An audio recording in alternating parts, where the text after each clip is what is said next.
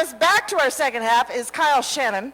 Yeah, woo! Kyle's great. I thought he reminded me kind of Kevin Smith the first time that I met him. He's an amazing storyteller. He was one of the starters for agency.com back in '95. Apparently it's a big deal. I don't understand technology. He did say one of the things that he's most grateful for, and I don't remember any of the words except the last one, his kind and loving, and I believe, well, I know he said saucy wife. So give it up for the saucy wife. And may I have a big round of applause, please, for Kyle.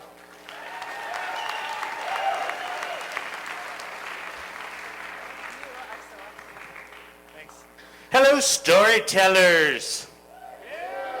We're all storytellers. Well, we were all storytellers. See, storytelling's a lost art, which is weird because for millions of years, storytelling was a core part of who we were. It was a core part of human existence. Without storytelling, you didn't know where the food was or how to keep the fire going. Storytelling is what created culture, and as we get to the 19th century, it becomes currency in society, the great age of letter writing. What also happened in the 19th century, the 1800s, the Industrial Revolution. And what gets of things that are really powerful for storytelling: cinema, photography, telephony.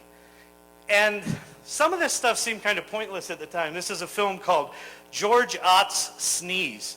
And you would pay a nickel to go into a Nickelodeon to watch George Ott sneeze. That was entertainment. And yet, in the century and the 5 generations from 1890 to 1990, we transformed from storytellers as a core part of who we are to story consumers. We started consuming stories. We started letting other people tell our stories in remarkable ways, and we watched. And over 5 generations, the skills and the power of storytelling slowly drifted out of the core of our being and what we needed to live in society. So what did we lose from that? Well, we lost the ability to tell the difference between talking and... So when someone rambles on a lot and you're like, could you stop? It's not storytelling. You know, they don't know story structure. But here we are. As Yogi Berra would say, it's deja vu all over again. We just turned the new millennium. There's all these interesting technologies coming on. I'd like to take us on a little journey, a little technology journey, starting when I was a kid in junior high. And in the 1970s, I learned to program BASIC on a Trash 80, and I had an Atari 2600, and I killed Space Invaders, and I bragged about it. And in the 1980s,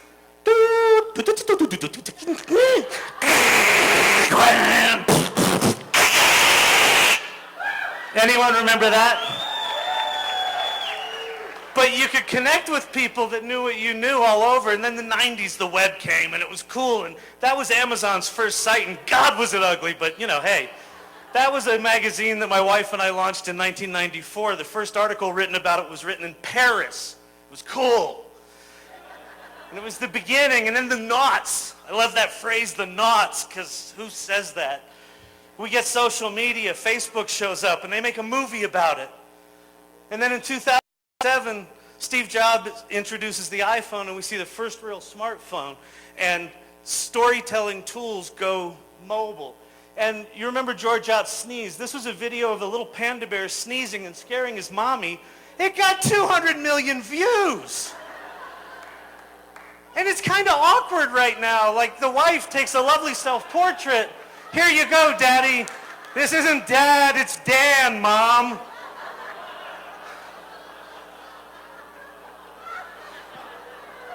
So we're kind of figuring it out. And it's kind of painful, and it's kind of awkward, and it's kind of awesome. And we start to see within our friends and our group of friends, them starting to figure it out, going from oversharing to kind of sharing interesting stuff. Like Scott Kirtle, my friend, decided to be happy for 100 days in a row and share about it. Cool. You know, bento boxes that look like Muppets. That's kind of storytelling and awesome, you know. And then there's big wins, right? The Arab Spring, a bunch of really tiny stories told well in a globally connected environment. That's transformative. That's magic. right? So we've got all these tools. We don't quite know what to do with them. But we're going to transition again from story consumers back to storytellers. And how long will it take? I don't know. But what I do know is what will make it happen is if you start to take the risk of authentically sharing your story and who you are and things that make you vulnerable. And if that makes you feel icky inside, it should. We're 6 or 7 generations removed from knowing how to do this crap. But here's the deal. We're already all storytellers. We always have been, except for that one little century where we weren't.